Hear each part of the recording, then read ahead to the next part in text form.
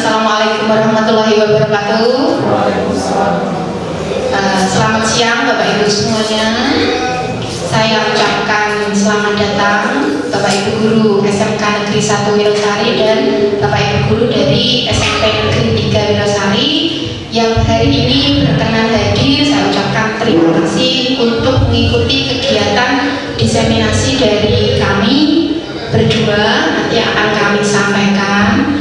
Puji syukur kita haturkan kepada Allah Subhanahu wa Ta'ala karena hari ini kita masih diberikan kesempatan dan kesehatan untuk mengikuti acara diseminasi. Sholawat serta salam kita panjatkan pada Nabi besar Muhammad Sallallahu Alaihi Wasallam karena kita harapkan nanti syafaatnya di yaumul akhir. Nah Bapak Ibu, nanti untuk acara hari ini ada beberapa susunan. Yang pertama yaitu pembukaan, setelah itu nanti doa, yang berikutnya nanti paparan dari CGP 1 yaitu saya, yang kedua nanti paparan dari CGP 2 Ibu Duyan, selanjutnya penutup.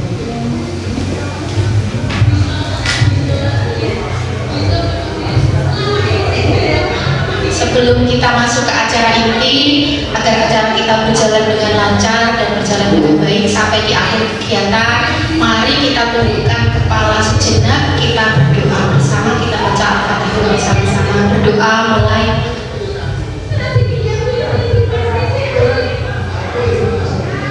Selesai. Terima kasih. Saya buka acara hari ini dengan bacaan Bismillah. Nah, lanjut ke acara selanjutnya yaitu paparan dari CGP pertama, yaitu saya sendiri, Ibu Sri Astuti. Jadi saya akan memaparkan atau menyebarkan pemahaman dan pengalaman penerapan budaya positif yang mungkin telah saya lakukan di sekolah saya di SMK Negeri 1 Wirosari, dan juga penerapan budaya positif nanti yang bisa diterapkan di sekolah-sekolah lain oleh Bapak Ibu Guru. Perkenalkan, nanti CGP yang akan memaparkan kegiatan hari ini atau materi hari ini yaitu saya sendiri, dan yang berikutnya nanti Ibu Duyana. Nah ini beliau Ibu fasilitator kami yaitu Ibu Eni Haryaningsih, dan beliau pengajar praktek kami Ibu Kusumaniro Prastian. Nah sebelum acara sebelum kita lanjutkan, jadi ada sedikit kesepakatan kelas yang saya tawarkan. Nanti misalkan ada tambahan, monggo silahkan dari Bapak Ibu Guru. Yaitu yang pertama hadir tepat waktu. Alhamdulillah nanti Bapak Ibu Guru sudah hadir tepat waktu semua. Saya ucapkan terima kasih. Yang kedua nanti aktif berpartisipasi apabila misalkan saya lontarkan pertanyaan. Yang ketiga menghormati pembicara dan teman lain yang berpendapat. Saya harapkan tidak ada kegiatan mengobrol sendiri ya. Jadi ketika nanti saya menyampaikan supaya bisa apa yang saya sampaikan terserap dengan baik. Yang berikutnya menyampaikan pendapat apabila sudah dipersilahkan. Yang berikutnya terakhir menjaga kebersihan. Jadi saya mohon nanti setelah acara selesai mungkin sampah dari makanan atau minuman bisa dibuang ke tempat sampah. Terima kasih. Ada tambahan lain mungkin? Tidak ada? Cukup? Oke, terima kasih. Nah, apa yang akan kami sampaikan yaitu terkait dengan budaya positif. Budaya itu kalau untuk diri kita sendiri itu sesuatu hal yang kita lakukan, pembiasaan. Untuk diri kita pribadi pembiasaan. Kita sudah terbudaya, misalkan Bapak Ibu Guru bangun setiap pagi jam 5 karena bekerja, itu sudah terbudaya. Tanpa kita ada alarm, itu biasanya dengan sendirinya kita akan terbangun pada jam yang sama setiap harinya. Betul ya Bapak Ibu? Ya, itu adalah budaya atau kebiasaan atau pembiasaan. Nah, budaya positif ini nanti yang kita terapkan di sekolah kita masing-masing.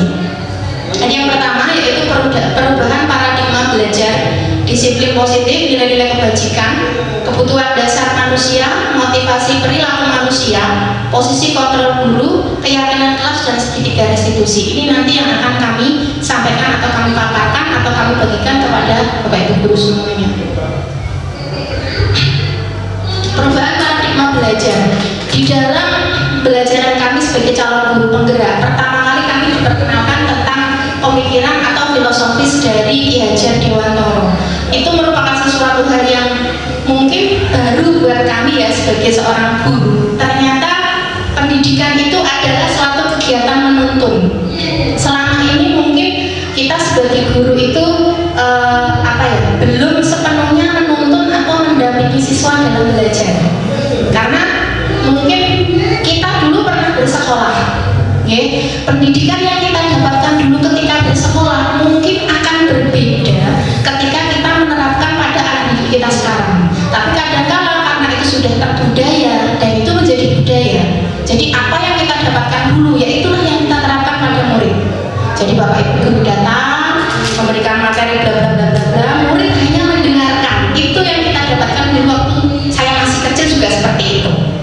Nah, itu paradigma yang salah menurut Ki Hajar Dewantoro. Bahwasanya kalau menurut Ki Hajar Dewantoro kita adalah sebagai penuntun, fasilitator, mendampingi siswa sesuai dengan kodrat alam dan kodrat zaman. Berbeda apanya? Sarana dan prasarana. Kalau anak-anak di kota besar, itu misalkan untuk zaman sekarang ya, kita kasih kamu belajar dengan Android, belajar dengan komputer, sudah langsung bisa. Tapi kalau anak-anak kita di desa itu sudah sangat sulit sekali. Apalagi itu anak SD SMP yang belum mengenal komputer dan sebagainya. Juga akan menuntut mereka sesuai zaman sekarang. Kalau untuk anak SMK murid-murid saya itu adalah generasi Z, generasi yang dia itu tumbuh dengan digitalisasi. Mereka tidak bisa lepas dari handphone. Bisa Anda coba kalau misalkan belajar dengan anak di rumah yang mungkin usia remaja, itu setengah jam saja untuk meninggalkan HP itu tidak bisa. Setengah jam saja. Tidak usah anak kita sendiri saja itu tidak bisa. Nah, makanya tugas kita yaitu sebagai guru adalah menuntun siswa agar mereka itu mencapai keselamatan dan kebahagiaan. Kenapa kebahagiaan? Kenapa keselamatan? Karena demi masa depan mereka. Ya, artinya kita sebagai guru itu kan ibaratnya seperti halnya petani. Jadi sekolah kita ibaratnya lahan, tanah. Nah, murid ibarat benih yang kita tanam di suatu lahan. Gurunya sebagai petani. Bagaimana benih itu tumbuh tergantung dari petani itu. Bagaimana dia merawatnya, bagaimana dia menyiramnya, memberikan pupuk dan sebagainya. Kita tanam benihnya tapi tidak kita rawat dengan baik, kita sayangi dengan baik, pasti juga tidak bisa tumbuh walaupun lahannya itu bagus sekali. Nah, itu tugas seorang guru. Nah, nilai-nilai guru ya di sini kan nilai guru penggerak, tapi bisa Bapak Ibu terapkan. Jadi nilai-nilai guru ini sebenarnya juga sudah kita ada di diri kita, tapi mungkin belum kita sadari. Ya, nanti ini penekanan saja. Yang pertama yaitu berpihak pada murid. Yang kedua mandiri, yang ketiga kolaboratif, yang keempat inovatif, yang kelima reflektif. Nah, mungkin bisa ini ya gambarannya. Kalau kita berpihak pada murid itu penjelasannya apa? Guru berperan sebagai fasilitator, sebagai penuntun tadi ya, pembimbing, biar anak itu berkembang dengan sendirinya dan sesuai dengan bakat minatnya. Guru selalu berusaha memahami kebutuhan dan gaya belajar siswa. Setiap siswa itu unik Bapak Ibu. Jadi kita tidak bisa memaksakan untuk kita itu memberi pola didik yang sama. Ya, tidak bisa. Jadi kita harus menerapkannya dengan cara berbeda.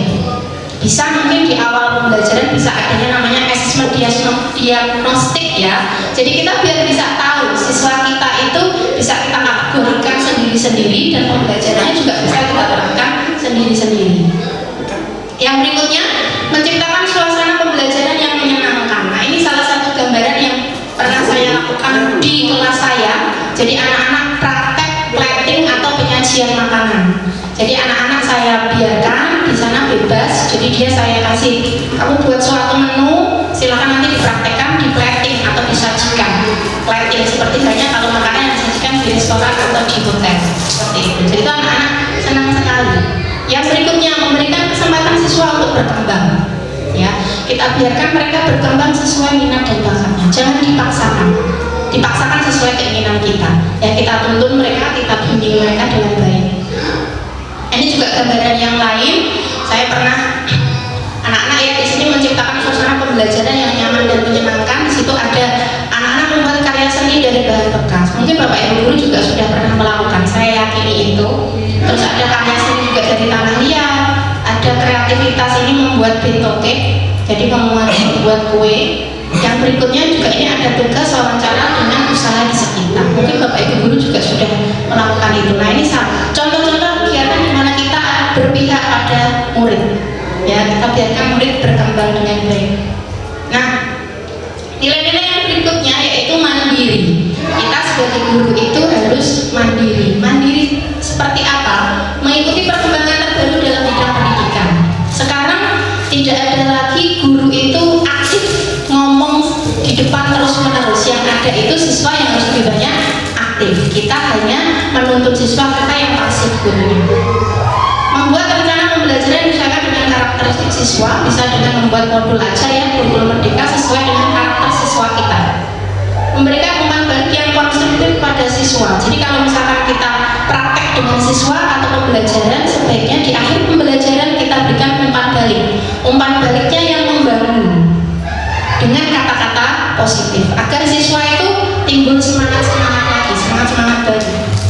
Membangun komunitas belajar dengan guru lain. Saya yakin juga Bapak Ibu guru sudah melakukan, membuat kombel. Yang berikutnya mencari solusi atas masalah pembelajaran yang dihadapi. Nah ini biasanya banyak sekali masalah-masalah yang kita hadapi. Bisa kita berkolaborasi atau komunikasi dengan rekan sejawat untuk meminta pendapat, saling tukar informasi, mendorong siswa untuk berpikir kritis dan kreatif. Nah itu wujud kemandirian. Contoh-contoh yang bisa dilakukan, ini ada, kita bisa mengikuti pelatihan di PMM, ada belajar asesmen praktek. Di sini bisa kolaborasi dengan rekan sejawat. Jadi kebetulan kalau Bu Retno ini sama-sama saya ngajar PKWU, jadi kami sering berkomunikasi dan berkolaborasi gimana caranya memberikan pembelajaran yang berpihak pada murid. Yang selanjutnya mengikuti workshop atau peningkatan kapabilitas. Di situ juga ada pelatihan talent mapping. Talent mapping itu kita pengen tahu kira-kira siswa itu punya bakat minat ke arah mana, supaya kalau siswa saya SMK kan lulus harus mencari kerja, yang punya mencari masa depan, itu talent mappingnya bisa tahu dia mau kuliahnya harus kemana, kerjanya harus di bidang apa. Yang berikutnya, nilai berikutnya adalah kolaboratif. Hal yang bisa dilakukan atau indikatornya, yang pertama melakukan kerjasama dalam pembelajaran, misalkan tim teaching. Kalau di kami di SMK itu ada tim teaching Bapak Ibu. Jadi kami dengan guru produktif itu memberikan pembelajaran itu dalam bentuk tim. Jadi satu tim. Jadi saya bagian mengajarkan apa, nanti guru produktif mengajarkan apa. Yang sudah kami lakukan saat ini itu di siswa APHP itu guru produktif memberikan pembelajaran pembuatan produk. Untuk saya sendiri, saya memberikan pembelajaran bagaimana memasarkan produk dan menentukan harga jualnya. Nah itu tim teaching. Jadi kita berkolaborasi. Yang kedua, berkomunikasi aktif terkait pembelajaran siswa secara terus-menerus. Kadang kita punya siswa yang sama, kita bisa saling bertukar informasi, saling ketergantungan yang positif terhadap seluruh pihak untuk saling percaya dan menghargai. Ini adalah yang bisa dilakukan. Diskusi dengan rekan sejawat, kegiatan MGMP, wujud kolaborasi ya, pembuatan modul ajar bersama-sama, coaching bagi guru lain yaitu pelatihan Canva. Kita bisa mengajari teman kita yang mungkin belum bisa membuat media ajar yang menarik ya, bisa kita ajari kalau memang kita bisa. Salah satunya adalah Canva, salah satu media ajar yang bisa menampilkan hal-hal yang menarik selain video pembelajaran.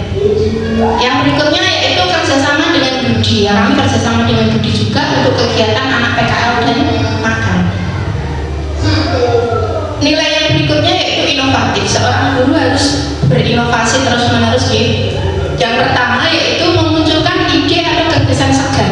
Jadi ide-ide baru dalam hal pembelajaran. Jadi kira-kira besok di bab saya ini saya mau ngasih pembelajaran apa ya? Yang inovatif, yang kira-kira itu anak-anak nanti senang ketika belajar, nyaman. Jadi materi yang kita sampaikan itu bisa masuk. Yang berikutnya menerapkan metode pembelajaran yang berbeda. Yang berbeda artinya bisa anak-anak kita ajak jalan-jalan untuk belajar. Misalkan ada pembelajaran tentang ekonomi atau tentang kewirausahaan, yuk sama-sama yuk kita ke pasar, lihat di pasar ada apa, ada penjual bu, ada pembeli bu, di situ ada apa, transaksi pakai apa, pakai uang. Nah di situ juga pembelajaran. Kalau uang itu kamu jajan itu uang 10.000 untuk jajan sekian, itu sudah pembelajaran matematika di situ. Ya misalkan seperti itu. Yang berikutnya, membuat media pembelajaran sesuai kebutuhan siswa. Siswa punya gaya belajar yang berbeda ya bu. Ada auditori, visual sama kinestetik. Nah artinya polanya berbeda. Kita juga bisa membuat pembelajaran yang berbeda. Misalkan kemarin itu ada teman saya yang membuat video pembelajaran dengan animasi. Apalagi untuk anak misalnya untuk anak di bawah, misalkan untuk kelas rendah ya, untuk anak SD, SMP itu cocok sekali pembelajaran dengan animasi. Nah ini hal-hal yang saya lakukan. Saya pernah melakukan kegiatan pasar kaget. Jadi anak-anak saya kasih tugas berjualan di depan kelas. Ada pelatihan membuat es krim walok, juga membuat materi dalam bentuk audio, video yang saya share di YouTube. Jadi anak-anak bisa belajar di rumah. Terus membuat LKPD itu lewat live worksheet. Jadi anak-anak bisa mengerjakan dengan handphone. Jadi karena anak-anak tidak bisa terpisah dari HP, yaitu kita bisa manfaatkan. Reflektif. Ya ini nilai yang terakhir dari kita itu kadang yang kita lupa, bahkan saya sendiri juga sering lupa kadang-kala. Ini saya mau coba untuk biar tidak lupa. Refleksi dengan rekan sejawat. Yang kedua, refleksi oleh kepala sekolah dan ruang kurikulum, yaitu dalam kegiatan observasi dan supervisi.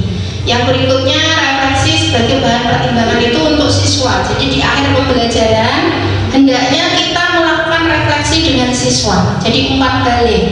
Cah, kira-kira pembelajaran hari ini dengan Bu Retno ada yang kurang mengerti atau mungkin ada yang perlu diperbaiki. Nah itu bentuk refleksi. Jadi kita minta umpan balik ke siswa. Nah ini bentuk-bentuk kegiatannya sudah saya jelaskan tadi. Nah selain nilai, kita juga berperan sebagai guru. Yang pertama menjadi pemimpin pembelajaran. Yang kedua menjadi coach bagi guru lain. Yang ketiga mendorong kolaborasi. Yang keempat mewujudkan kepemimpinan murid. Yang kelima menggerakkan komunitas praktisi. Nah kira-kira pertanyaannya, apakah sudah diterapkan di sekolah? Pastinya sudah ya, sudah ya. Nah salah satunya yaitu P5, pasti semuanya sudah menerapkannya di sekolah, yaitu baca sendiri pastinya sudah diterapkan. Kalau di SD mungkin di hari Sabtu, SMP mungkin di hari apa kemudian kalau P5-nya? P5-nya itu hari Kamis dan ya Kamis, hari Kamis. Kalau SD biasanya di hari Sabtu. Anak saya itu biasanya kalau SD P5 di hari Sabtu. Terus kalau SMK itu biasanya satu semester itu bisa 2 kali sampai 3 kali. Nah kita akan bahas tentang ilusi kontrol. Judulnya ilusi. Ilusi adalah sesuatu hal yang abstrak. Kontrol, kita sebagai guru kadang secara tidak sadar itu mempunyai kontrol atau kendali terhadap murid yang menurut kita tuh kadang pasti berhasil, tapi belum tentu ya. Kontrol adalah kecenderungan untuk melebihkan kemampuan untuk mengendalikan sesuatu. Nah itu instingnya manusia ya. Jadi kita sebagai orang tua kadang juga kontrol penuh terhadap anak kita.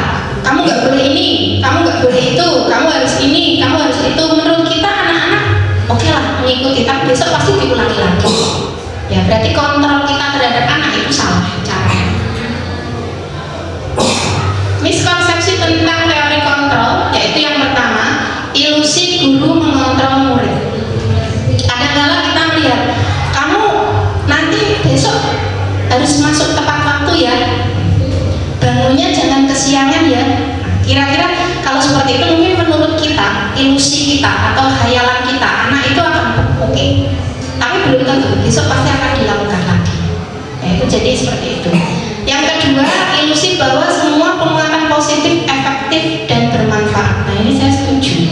Jadi kalau kita memberikan penguatan positif terhadap anak, itu akan bermanfaat secara efektif dan bermanfaat untuk anak.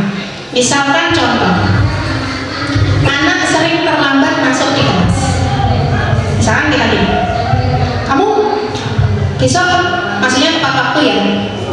bangunnya jangan kesiangan, misalkan seperti itu. Saatnya jam ke-7 dimulai. It's time to begin the 7th lesson. Misalkan kita coba dengan cara yang berbeda. Kamu kok terlambat masuk ke kelas, kenapa? Alasannya apa? Nah, kita tanya dulu, kita gali dulu, kita kuatkan dulu bahwa apa yang dia lakukan itu tidak benar atau salah. Setelah itu baru kita arahkan ke yang positif. Nah, itu bisa. Yang ketiga, ilusi bahwa kritik dan membuat orang merasa bersalah dapat menguatkan karakter. Yang berikutnya, ilusi bahwa orang dewasa memiliki hak untuk memaksa. Betul sekali. Kadang kita merasa nuwoni, aku lebih tua, berarti kamu harus manut sama aku. Nah, biasanya seperti itu ya. Tapi tidak seperti itu juga. Kadang-kala orang muda zaman sekarang tuh lebih benar. Kadang-kala orang tua malah lebih banyak salah. Makanya kalau lebaran ya betul, wong tua akeh salah, itu betul. Betul, kadang-kala betul. Jadi kita jangan merasa egois bahwa yang muda itu selalu salah. Kadang-kala bisa jadi yang tua itu yang banyak salah, gitu ya. Stimulus adalah peristiwa yang terjadi baik di luar maupun di dalam tubuh manusia. Stimulus, jadi kita stimulus, kita bahasanya itu dirangsang, distimulus. Respon adalah perubahan yang disebabkan oleh adanya stimulus. Jadi setelah kita rangsang, kita ganti ya mungkin ya, itu akan muncul respon. Sekarang posisi kontrol. Nah, ada 5 posisi kontrol restitusi yang ada di sekolah yang mungkin secara kita tidak sadari itu kita lakukan. Yang pertama yaitu penghukum. Gambarnya hakim menghukum anak, jadi selalu memberikan hukuman. Yang kedua, membuat rasa bersalah. Nah, jadi membuat orang yang bersalah itu semakin merasa bersalah. Yang berikutnya sebagai teman. Yang berikutnya sebagai pemantau. Yang terakhir adalah manajer. Ini 5 posisi kontrol yang secara tidak sadar mungkin pernah kita lakukan. Nah, ini contoh penerapan 5 posisi kontrol. Ada kasus yaitu siswa tidak memakai atribut lengkap saat upacara bendera. Ini sering terjadi dengan murid saya di SMK. Kalau hari Senin itu disuruh upacara, pasti ada saja yang tidak membawa dasi, yang tidak membawa topi, yang kaos kakinya tidak sesuai dengan yang ada di sekolah. Itu sudah sering. Kalau kita sebagai posisi penghukum, itu akan ada kalimat seperti ini: patuhi aturan sekolah lalu berdiri di depan barisan. Jadi dihukum siswa yang bersalah itu. Kalau kita sebagai pembuat rasa bersalah, biasanya kita akan berkata seperti ini: berapa kali guru harus memberitahu kamu, bu guru kecewa loh sama kamu. Nah, itu biar orangnya merasa bersalah.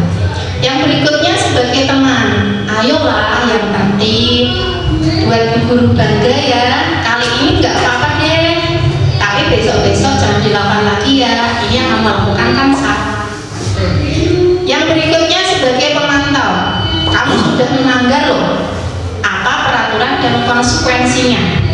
Kalau kita sebagai posisi manajer, kita tanya terlebih dahulu. Yang paling baik itu ya posisi sebagai manajer. Apakah kamu tahu kesalahanmu?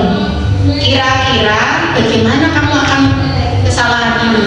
Nah, di situ anak akan menyadari, dia akan mencari tahu, oh iya, ini kan hari Senin, harus upacara. Apa yang kurang dari saya? Apa yang salah dari saya? Dan besok apa yang harus saya perbaiki? Nah, ini 5 posisi kontrol. Ada banyak sekali. Saya ambil contoh yang sebagai manajer. Di situ guru akan melakukan apa? Kalau kita sebagai manajer melihat siswanya tidak memakai atribut lengkap ketika upacara, kita akan mengajukan pertanyaan-pertanyaan. Apa kesalahanmu? Kenapa kamu berbuat seperti itu? Nah, itu. Terus guru juga akan berkata, apa yang kita yakini? Kemarin kita sudah membuat keyakinan kelas kan, kita kembalikan lagi. Terus hasilnya itu menguatkan pribadi.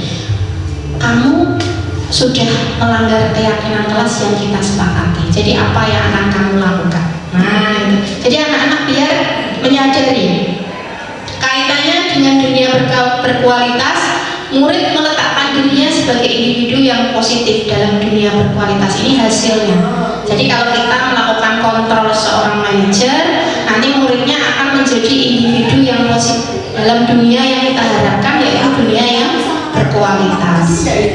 Nanti jawaban murid bisa seperti ini: bagaimana ya caranya saya bisa memperbaiki keadaan? Dampaknya terhadap murid, dia akan mengevaluasi diri, bagaimana cara memperbaiki yang berikutnya. Mungkin alasannya dia, saya lupa bu, belum dicuci bu dasi saya, topi saya hilang bu, dicuri teman. Nah, itu kan kita harus cari tahu dulu.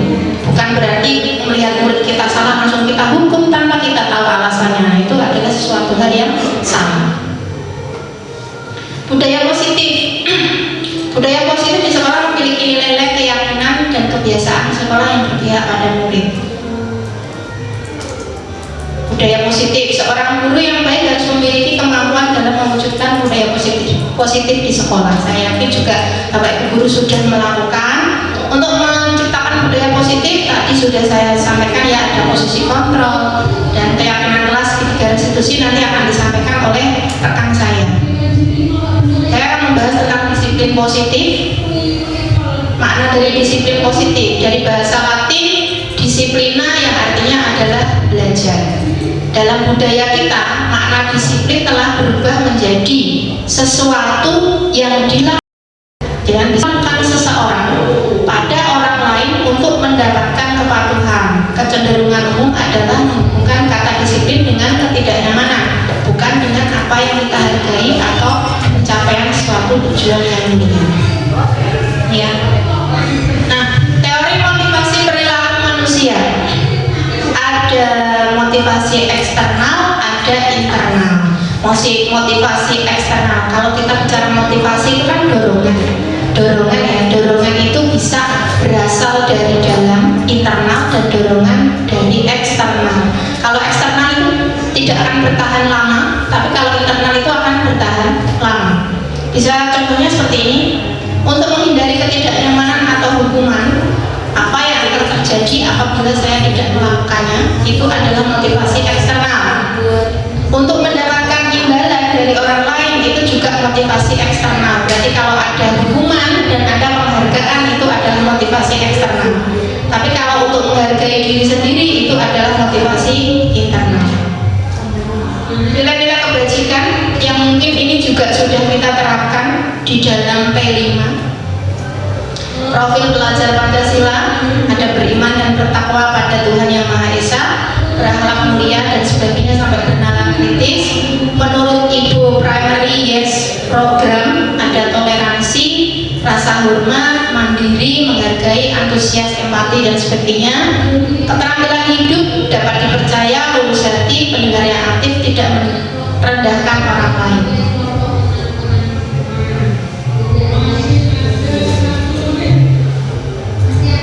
Ini ya. Menurut Bapak Ibu, baik apa tidak jika sebuah peraturan itu dilabeli dengan penghargaan? Artinya ketika kita memberikan peraturan kepada siswa, itu ujung-ujungnya adalah pemberian hadiah. Kira-kira betul apa salah? Salah ya. Jadi nanti anak akan cenderung mengulang-ulang kegiatannya tapi mengharap penghargaan. Kalau seandainya tidak dikasih penghargaan, dia tidak akan melakukannya. Itu maksudnya motivasi eksternal. Nah, dihukum oleh penghargaan. Ini ya, dihukum oleh penghargaan, pengaruhnya itu jangka pendek dan jangka panjang. Penghargaan menghukum, penghargaan mengurangi ketepatan, penghargaan tidak efektif, penghargaan merusak hubungan. Jadi pengaruhnya itu jangka pendek, jangka panjangnya ya kalau tidak ada penghargaan ya tidak akan dilakukan ya. Penghargaan itu sifatnya itu menghukum, artinya kalau misalkan diberi penghargaan dia melakukan, kalau tidak diberi penghargaan dia tidak akan melakukan. Nah, ini kaitannya dengan keyakinan kelas. Mengapa tidak peraturan saja, mengapa harus keyakinan kelas? Kalau di sekolah kita masing-masing pasti sudah menerapkan keyakinan kelas ya. Tentunya saya mau kasih pertanyaan dulu, keyakinan kelas sama peraturan kelas berbeda berbeda. Kalau mengapa peraturan itu, misalkan ini tadi ya, mengapa kita memiliki peraturan harus menggunakan helm bila mengendarai kendaraan roda 2, itu berarti peraturan. Menggunakan masker itu peraturan. Terus datang tepat waktu itu juga peraturan. Nah, ini perbedaan antara peraturan dan keyakinan kelas. Mungkin nanti akan diberi penekanan oleh rekan saya tentang keyakinan kelas. Peraturan selalu kembalikan buku ke tempatnya. Keyakinan kelas yang bisa kita ambil adalah tanggung jawab. Dilarang mengganggu orang lain, itu peraturannya. Keyakinan kelasnya bisa diganti dengan nilai kebajikan, yaitu menghormati orang lain dan diri sendiri. Hadir di sekolah 15 menit sebelum pembelajaran dimulai, itu peraturan. Keyakinan kelas atau nilai kebajikan yang dituju yaitu menghormati orang lain, komitmen pada tujuan. Dilarang melakukan kekerasan, itu adalah wujud keselamatan dan menghormati orang lain. Dilarang menggunakan narkoba, itu adalah nilai kebajikannya kesehatan. Bergantian atau menunggu giliran berarti kita menghormati orang lain dan kesabaran. Gunakan masker, itu adalah kesehatan dan keselamatan. Jangan berlari di kelas atau koridor, keselamatan dan keamanan. Ini saya sebut aja ya, hampir sama. Ini juga sama. Nah, ini ada hal yang ingin saya sampaikan, bahwa ketika kita berhadapan dengan siswa, kadang kita menganggap itu hukuman atau konsekuensi ya. Nah, ini saya beri contoh. Ada contoh kasus siswa sering tidak mengerjakan tugas. Kalau itu wujudnya hukumannya contohnya misalkan ya, guru menghukum siswa tersebut hormat bendera selama 10 menit. Nah, itu berarti hukuman. Guru marah dan murid menjadi takut, itu hukuman. Kamu itu loh, kok iya gak garap tugas piye toh? Nah, itu juga, itu berarti hukuman. Kalau itu wujudnya konsekuensi, nah kita memberikan konsekuensi dari siswa yang tidak mengerjakan tugas. Guru memberikan konsekuensi untuk mengerjakan tugasnya saat istirahat, berarti masih diberi kesempatan, walaupun bisa dikerjakan lebih dari 1 kali. Guru tegas dan siswa menghormati peraturan, itu konsekuensi. Sekarang akan saya membahas kebutuhan dasar manusia. Ini ya, kebutuhan dasar manusia. Setiap manusia itu dari lahir itu melekat kebutuhan dasar, dan kita semua juga memiliki juga murid-murid kita. Cuman kalau kita menyadari kita punya kebutuhan dasar, kita juga harus menyadari bahwa murid kita juga punya kebutuhan dasar.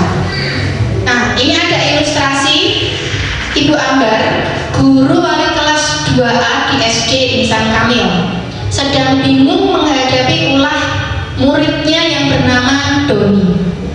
Beberapa anak di kelas 2A telah datang dan mengeluhkan Doni yang sering kali meminta bekal makan siang dengan paksa. Kira-kira apa alasan Doni melakukan itu? Nah, coba kita gali, kita cari tahu. Nah, ini apabila jawaban Doni, saya lapar Bu, karena orang tuanya tidak membawakan bekal makan siang dari rumah, berarti alasan Doni itu lapar, makanya dia mengambil bekal temannya. Karena orang tuanya tidak membawakan bekal, itu artinya dia memenuhi kebutuhan dasar bertahan hidup. Jadi hidup itu untuk makan apa makan untuk hidup, Bapak Ibu? Hidup untuk makan atau makan untuk hidup? Makan untuk hidup. Nah, itu makanya Doni itu melakukan itu. Dia makan karena ingin bertahan hidup. Karena dia tidak punya makanan, maka dia mengambil bekal temannya. Nah, apabila Doni itu ingin terlihat hebat, jadi dia mengambil bekal temannya, dia kan jadi kelihatan keren. Wah, aku bisa menguasai teman-temanku.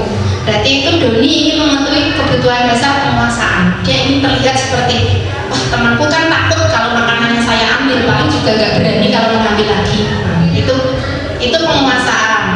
Terus yang ketiga, Doni itu anaknya iseng. Dia senang melihat ekspresi teman-temannya yang marah kalau makanannya itu diambil.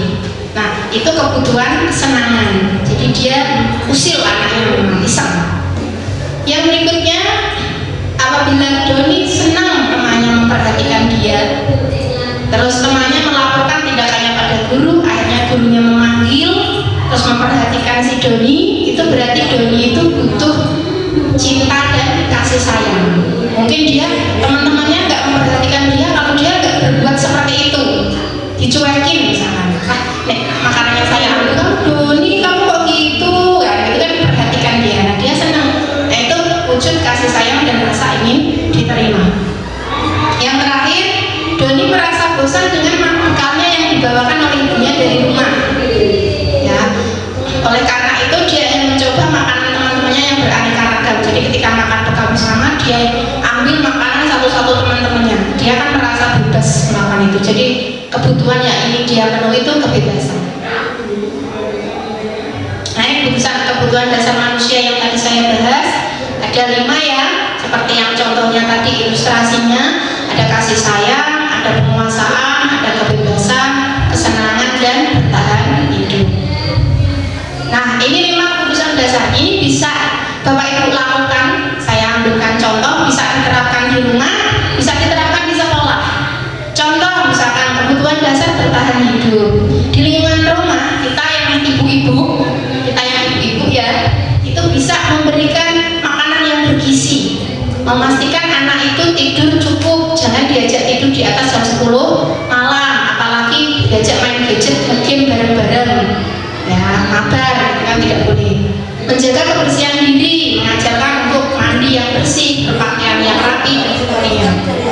Penerapannya ini ya, bisa menyiapkan sarapan, membacakan dongeng sebelum tidur, mengajak anak mencuci tangan sebelum makan. Kalau di sekolah, sebagai guru, selain kebutuhan fisik seperti makanan dan tempat yang nyaman, kebutuhan ini juga mencakup rasa aman dan terlindungi, bertahan hidup ya.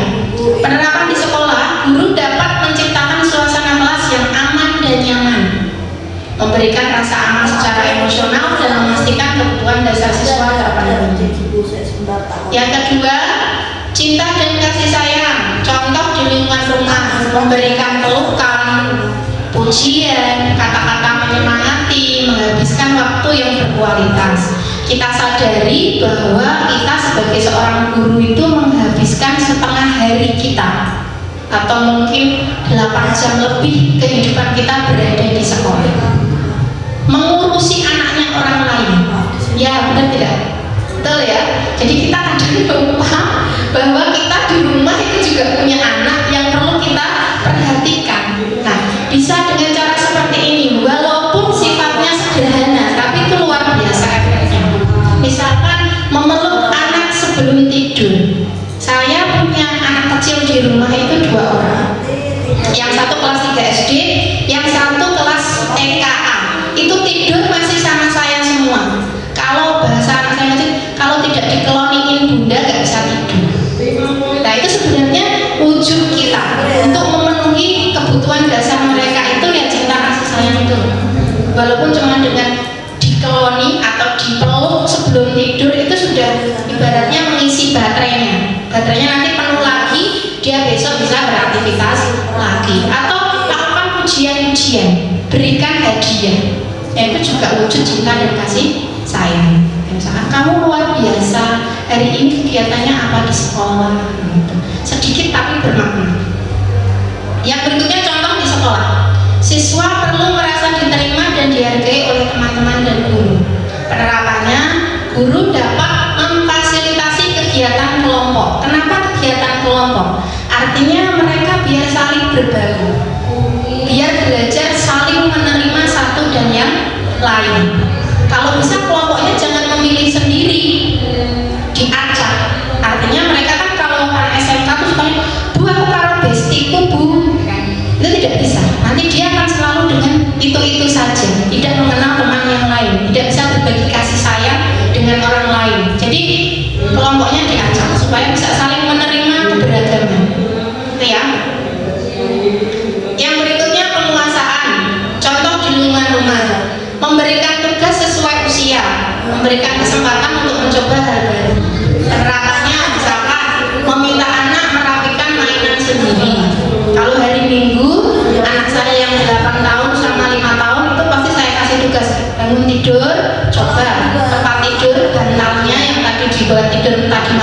dirapikan sendiri.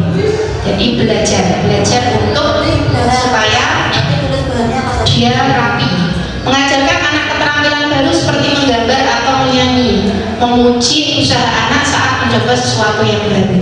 Contoh di sekolah yang penguasaan ya, siswa memiliki dorongan untuk merasa kompeten dan mampu. Penerapannya, guru dapat memberikan tugas yang menantang namun realistis, memberikan kesempatan pada siswa untuk menunjukkan kemampuannya dan memberikan umpan balik yang konstruktif, yang membangun. Diberi kesempatan.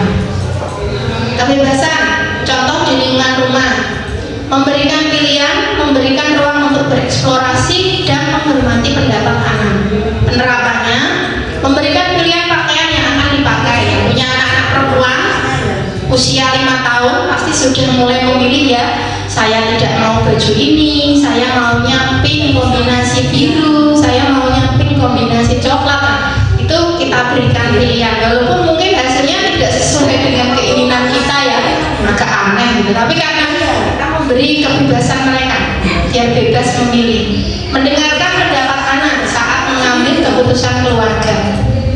Contoh di sekolah, siswa membutuhkan ruang untuk mengambil keputusan dan mengeksplorasi ide-ide mereka. Penerapannya, guru dapat memberikan kesempatan kepada siswa untuk memilih tugas. Seperti saya di TITR kemarin di angkatan sebelumnya, saya kasih kesempatan siswa itu untuk menawarkan jasa kelistrikan. Jadi ayo coba Bapak Ibu guru ditawari dan lingkungan rumah ditawari, ada nggak alat elektroniknya itu yang rusak di rumah? Ya akhirnya anak mau. Ada yang memperbaiki kipas angin, ada yang memperbaiki lampu belajar. Jadi mereka, saya tidak memberi melulu harus kipas angin gitu enggak. Kamu mampunya apa? Memperbaiki lampu, oke bisa. Perbaiki kulkas bisa? Bisa Bu, oke jalan. AC bisa? Bisa. Mau? Boleh. Gitu ya, yang terkait dengan jurusan. Yang berikutnya yang terakhir yaitu kesenangan. Contoh di lingkungan rumah yaitu bermain, berkreasi, berinteraksi dengan teman sebaya, dolan. Penerapannya mengajak anak bermain di taman, menyediakan alat-alat bermain yang kreatif, mengajak anak bermain dengan teman-temannya, diajak dolan ke lingkungan tetangga misalkan. Contoh di sekolah, belajar tidak harus selalu serius biar anak tidak takut dan senang. Yang kedua, penerapannya, guru dapat memasukkan unsur yang menyenangkan dalam pembelajaran, seperti ada permainan, ada proyek kreatif, ada ice breaking. Saya pernah melakukan permainan untuk anak-anak itu tebak kata, nah bergilir, jadi berjejer seperti kereta api tebak kata. Nah katanya apa? Katanya itu adalah materi pembelajaran. Seperti itu tuh bisa dilakukan. Oke, itu cukup dari saya. Apa yang saya sampaikan nanti dilanjut oleh rekan saya Ibu Duyana. Terima kasih telah memperhatikan. Semoga apa yang saya sampaikan bermanfaat. Saya berikan waktu dan tempat ke Bu Duyana. Mohon silakan.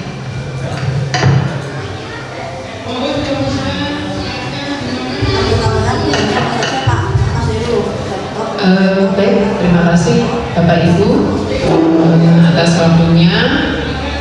Untuk supaya nggak ngantuk ya, yuk kita ice breaking sebentar. Cukup sambil duduk nggak apa-apa. Kita bertepuk-tepuk dulu. Jadi mungkin kalau saya mengatakan tepuk pagi, saya dikasih tepuk 1. Kalau saya bilang tepuk siang, berarti saya dikasih tepuk 2. Kalau saya bilang tepuk malam tepuk sore, saya dikasih tepuk 3. Tapi ketika saya mengatakan tepuk malam, berarti setengah tepukan. Kalau setengah tepukan berarti kan tidak terdengar karena malam waktunya tidur. Yuk, kayaknya kita supaya nggak ngantuk ya Bapak Ibu. Tepuk pagi, tepuk siang, tepuk sore, tepuk siang, tepuk malam. Sekali lagi, tepuk pagi, Tepuk sore, tepuk malam. Oke, ya, terima kasih. Baik, saya melanjutkan ya paparan atau yang sudah disampaikan oleh CGW 1 tadi, rekan saya yaitu Bu Sri Astuti. Saya melanjutkan diseminasi budaya positif di SMP Negeri 3 Wirosari, Kabupaten Grobogan, di mana tempat saya bertugas. Assalamualaikum warahmatullahi wabarakatuh. Selamat datang para guru-guru hebat, guru-guru semangat. Ya, mari kita belajar bersama untuk berkolaborasi, saling mendukung demi mewujudkan budaya positif di sekolah kita. Mungkin tadi sudah diperkenalkan di awal, jadi saya skip saja. Kebetulan karena kami berkolaborasi dengan 2 CGP sehingga saya skip saja sudah. Sesuai dengan filosofi Ki Hajar Dewantara, pendidikan yaitu menuntut segala kodrat yang ada pada anak-anak agar mereka dapat mencapai keselamatan dan kebahagiaan yang setinggi-tingginya, baik sebagai manusia maupun sebagai anggota masyarakat. Jadi kodrat yang tertempel atau yang melekat pada jiwa seorang anak yaitu kodrat alam dan kodrat zaman. Kodrat alam kita tidak bisa merubah. Seperti yang dicontohkan tadi oleh rekan saya, diibaratkan seorang guru adalah petani, murid-murid kita adalah tanamannya. Misalnya kita menanam padi, sehingga kita tidak bisa merubah padi menjadi kemudian tumbuhnya menjadi jagung, tidak bisa. Kita hanya bisa menuntun, membimbing mereka, menjadi fasilitator mereka supaya padi itu tumbuh dengan baik, jadi hasilnya itu baik. Tujuan diseminasi kali ini yaitu 1. Menciptakan murid yang merdeka dan disiplin diri yang kuat. Jadi kita usahakan murid itu dalam datang ke sekolah atau belajar, mereka itu merasa tidak ada keterpaksaan. Jadi ada di dalam dirinya itu ada jiwa merdeka. Mungkin seperti yang tadi sudah dijelaskan oleh rekan saya, kalau di zaman dulu, di zamannya kita benar-benar bahkan ketemu guru aja benar-benar takut, lemunduk-munduk tenanan, ya kan? Tetapi beda dengan murid-murid sekarang. Mereka dengan beraninya menatap guru. Kalau di zaman kita menatap guru aja takut, seperti itu. Oleh karena itu, biarkan mereka seperti itu, tapi kita hanya bisa menuntunnya dalam artian biar juga mereka senang. Bahwa datang ke sekolah itu menyenangkan, seperti itu. Kedua, yaitu menumbuhkan budaya positif di lingkungan sekolah. Kita mungkin bisa membudayakan positif di lingkungan sekolah mungkin dengan hal yang kecil saja. Misalnya bertemu dengan guru, menyapa, salaman, atau kitanya sendiri juga menemui mereka itu dengan wajah ceria. Jadi tidak menakutkan. Kemudian meyakini nilai-nilai kebajikan universal. Nilai-nilai kebajikan universal apa yang akan kita tanamkan ke siswa-siswa kita? Contohnya, salah satunya misalnya nilai-nilai kejujuran, nilai-nilai bertanggung jawab. Ya, itu bisa kita tanamkan, atau komitmen, itu kita bisa tanamkan. Itu tujuan dari diseminasi kali ini.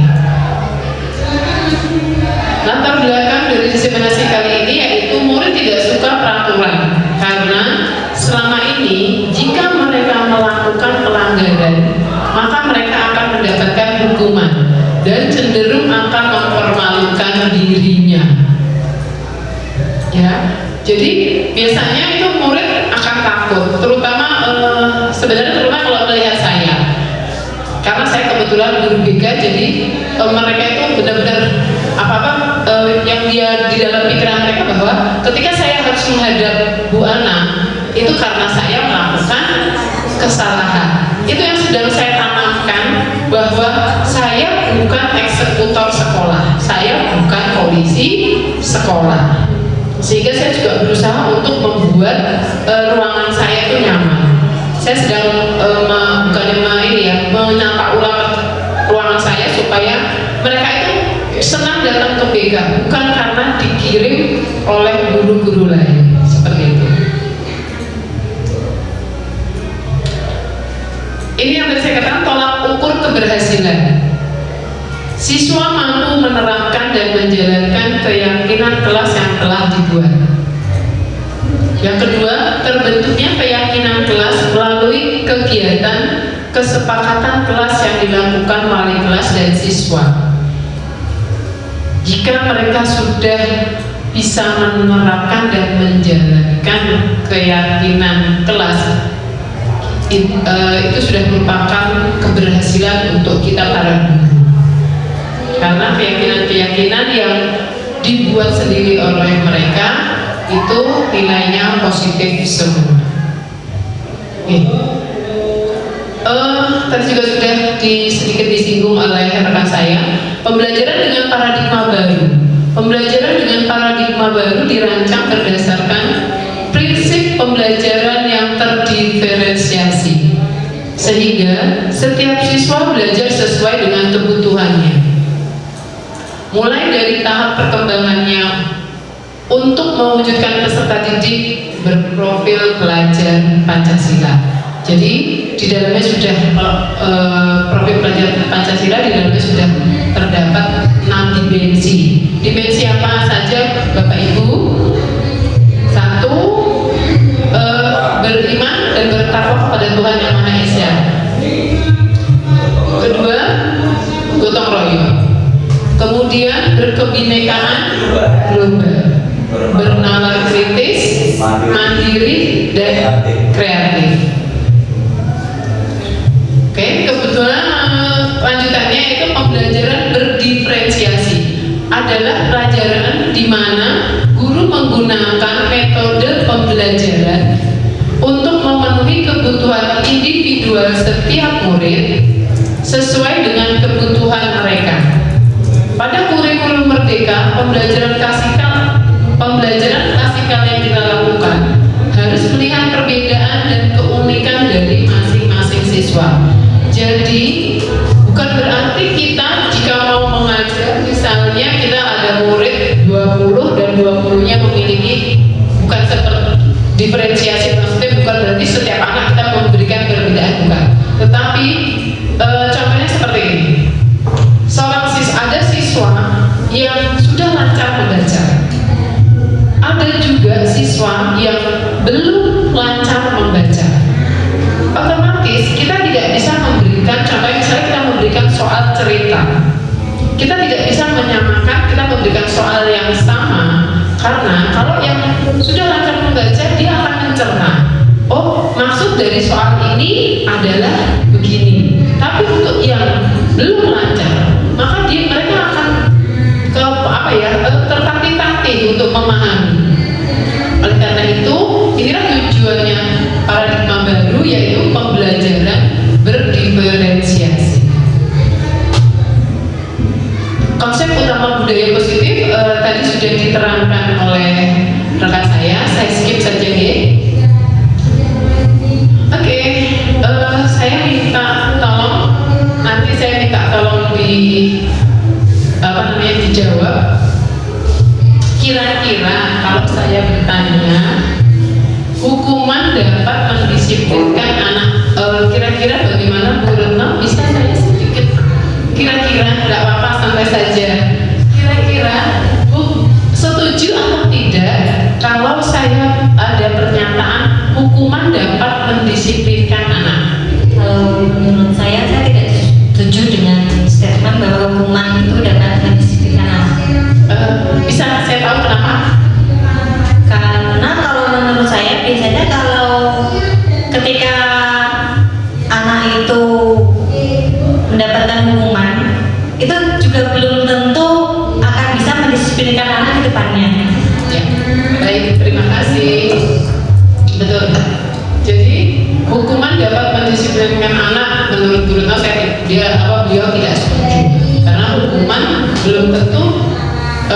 mendisiplinkan malah memunculkan terkadang adalah rasa sakit yang mereka dapatkan. Oke, pernyataan kedua, pemberian hukuman dengan hal yang positif seperti membaca, menyapu kelas, apakah dapat mendisiplinkan anak? Setuju atau tidak ibu-ibu, bapak-bapak? Tidak setuju. Oke, kita simpan dulu nanti kita akan ketahui setelah pembahasan berikut. Kemudian nomor 3 yaitu pernyataan memberi penghargaan dapat meningkatkan motivasi belajar siswa. Setuju atau tidak? Kira-kira setuju atau tidak? Tidak. Oke, ada yang setuju?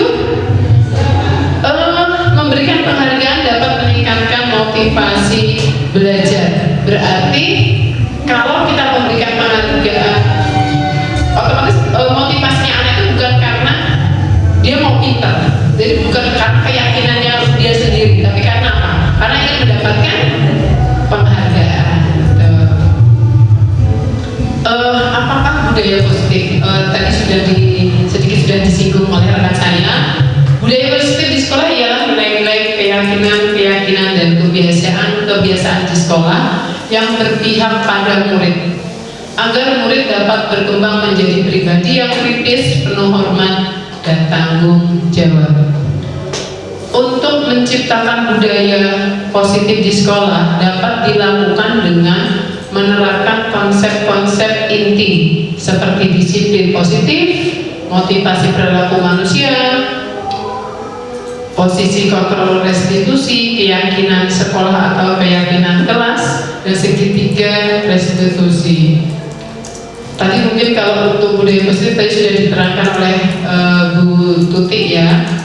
Ini kegiatan positif yang kami lakukan di SMP Negeri 3 Wirosari. Antara lain kami melaksanakan pembiasaan pagi seperti membaca Asmaul Husna, membaca surat-surat pendek Al-Quran. Itu dilakukan pagi 15 menit setelah bel berbunyi. Jadi diusahakan itu guru tetap mendampingi. Pembelajaran dimulai pukul 7.30. Kedua, melaksanakan sholat zuhur berjamaah dengan kelas terjadwal. Jadi di sini memang ada seperti jadwal karena kami ada 6 kelas dan kebetulan juga musolanya juga tidak yang besar sehingga ada jadwalnya. Untuk sholat zuhur kelas 7 hari apa dan apa dalam 6 hari itu bergantian. Kemudian ada lagi kegiatan positif yang kami lakukan yaitu melaksanakan Jumat Sehat. Mungkin minggu pertama Jumat Sehat, minggu keduanya Jumat Bersih, seperti itu. Dan ada kegiatan positif yang sudah kami lakukan yaitu sapa, salam, dan salim. Dan itu sudah rutin. Jadi anak-anak itu pagi berangkat itu mesti kami sapa dan sapa, salam, salim itu sudah juga, dan pulang pun seperti itu.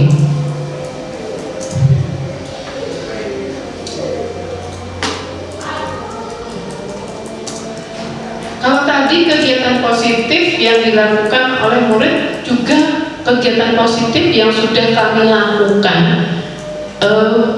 antar guru atau guru-gurunya juga sudah melakukan kegiatan positif. Antara lain bekerja sama dengan rekan sejawat, terutama saya, karena saya guru BK tetap harus bekerja sama dengan para wali kelas dan guru mapel.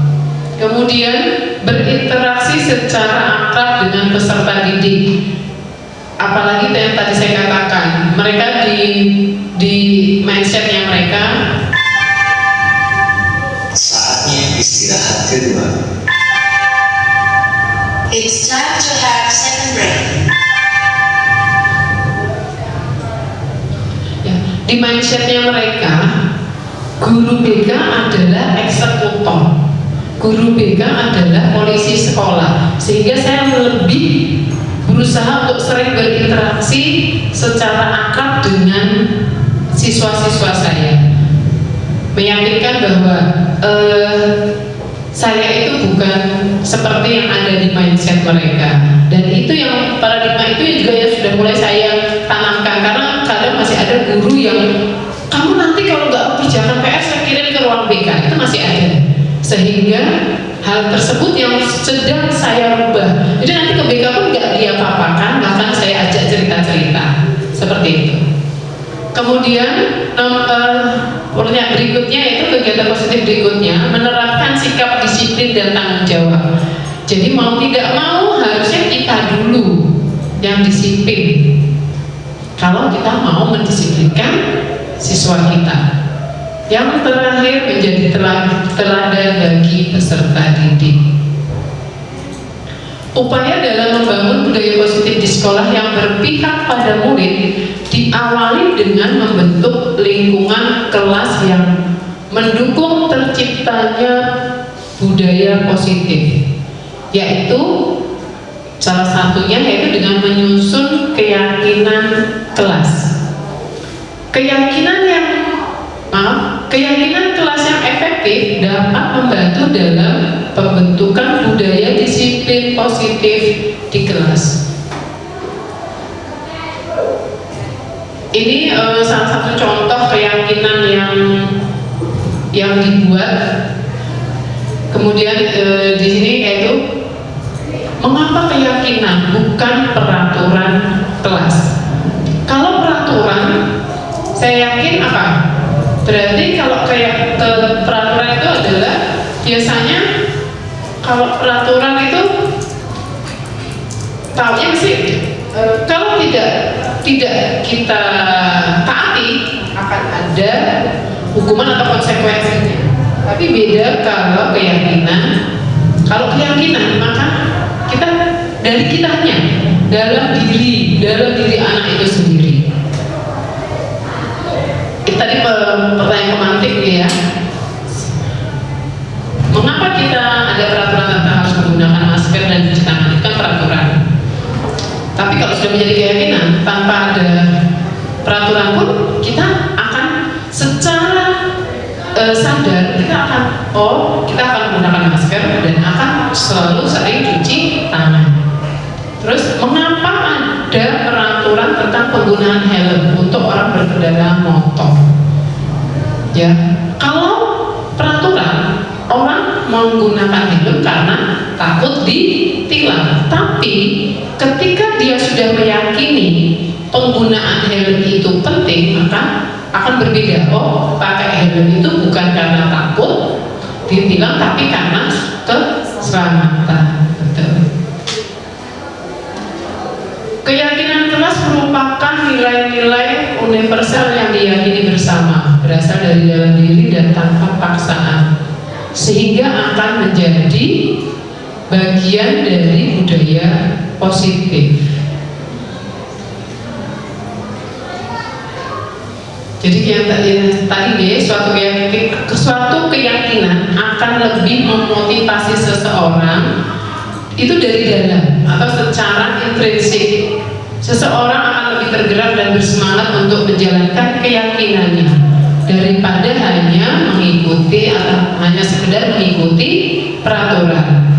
Murid-murid pun demikian, mereka perlu mendengarkan dan mendalami tentang suatu keyakinan daripada hanya mendengarkan peraturan-peraturan yang mengatur mereka harus berlaku seperti ini, saya harus begini, saya harus begitu.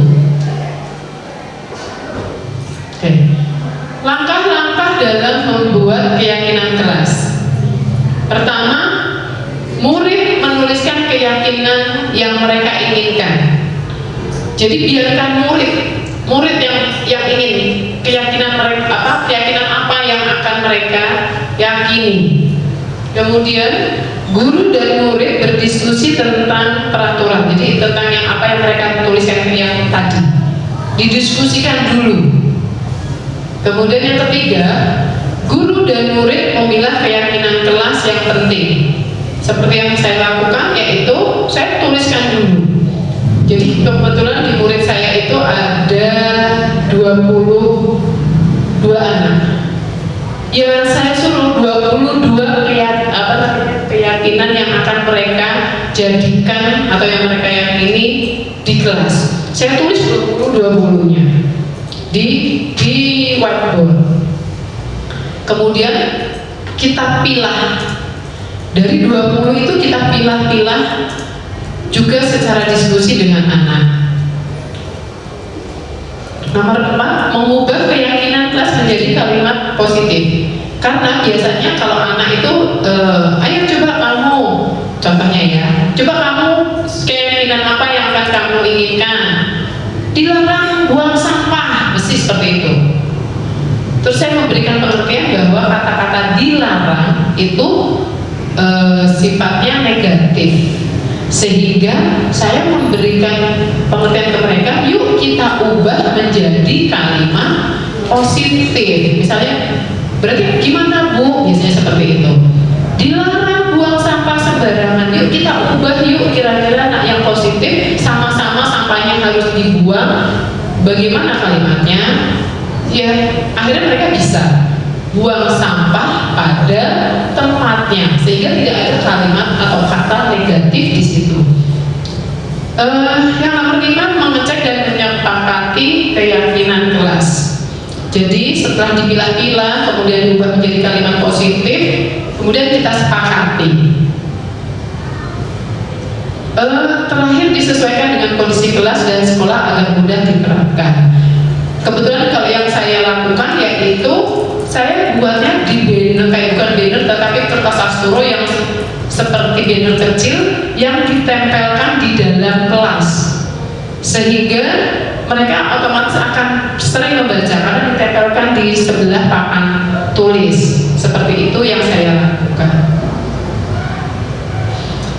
Ini kurang lebih keyakinan kelas 7B SMP Negeri 3 Wirosari yang sudah mereka buat.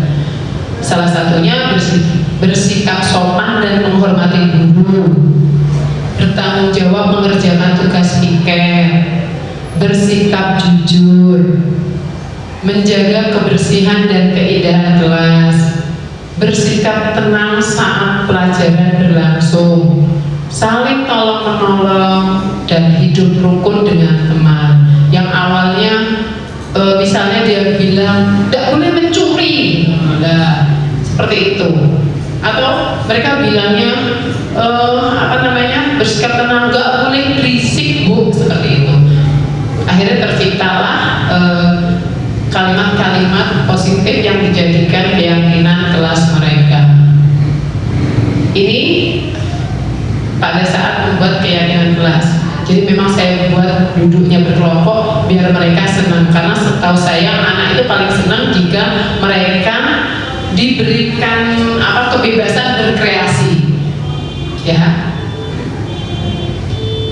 Ini tadi sudah ya, di disiplin positif sudah diterangkan oleh Bu Tuti, yaitu budaya makna disiplin. Disiplin mesti di bayangan anak yaitu tata tertib, teratur, kepatuhan. Itu yang bayangan mereka, dan mereka mesti semua ini ujung-ujungnya adalah ke hukuman. Ya. Konsep disiplin melalui pendekatan restitusi merupakan sebuah cara menumbuhkan disiplin positif pada murid. Restitusi itu apa sih? Restitusi adalah proses menciptakan kondisi bagi murid untuk memperbaiki kesalahan mereka, sehingga mereka bisa kembali pada kelompok mereka dengan karakter yang lebih kuat. Ini tahapan, ada 3 tahapan yang dilakukan dalam segitiga restitusi. Salah satunya menstabilkan identitas.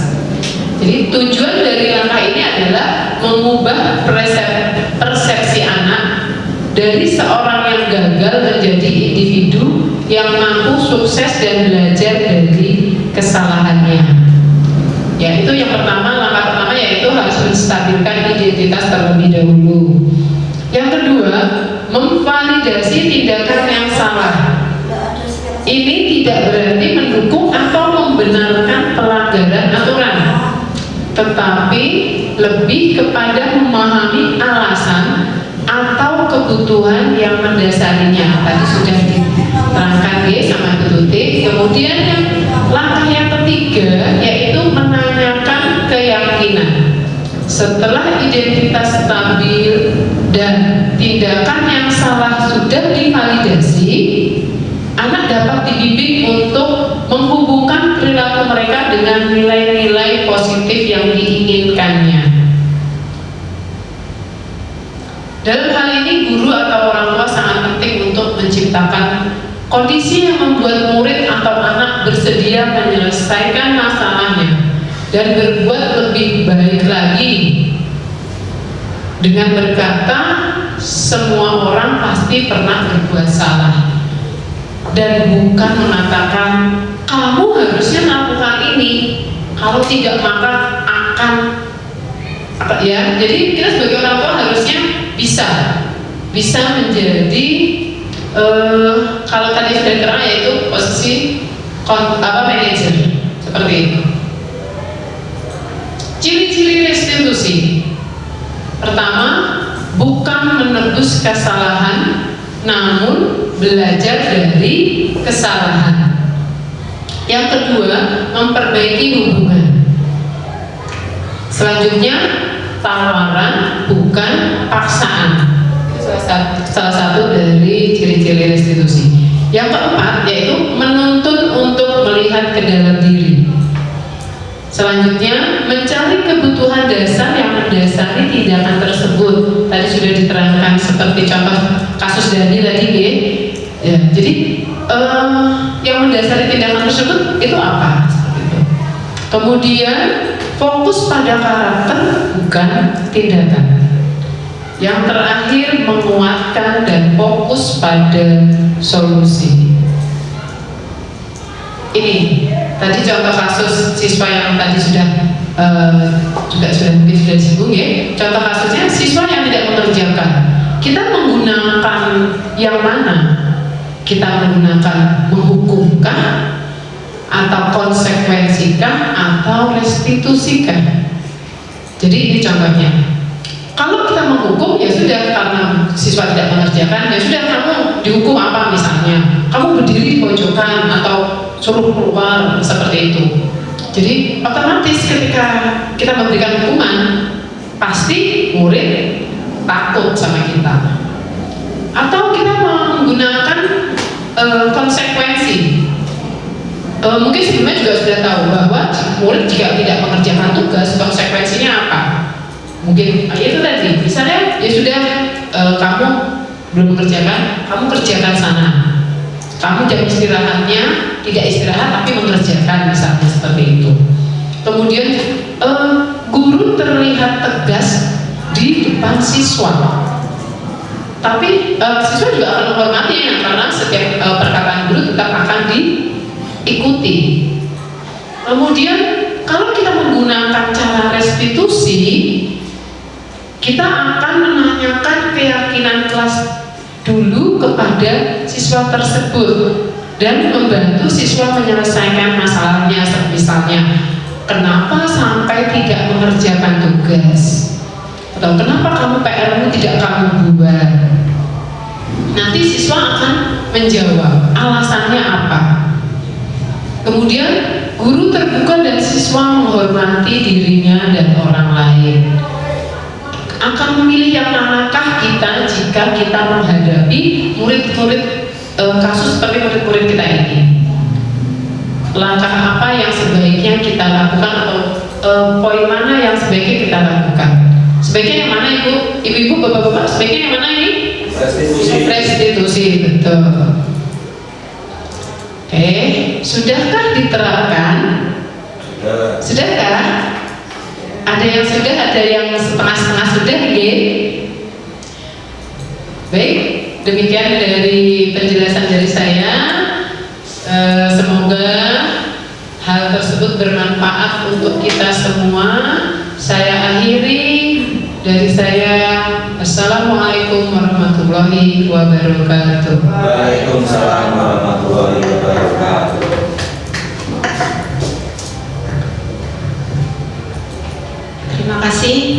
Diana atas paparan dan melengkapi paparan yang sudah saya sampaikan tadi. Cukup untuk kegiatan hari ini.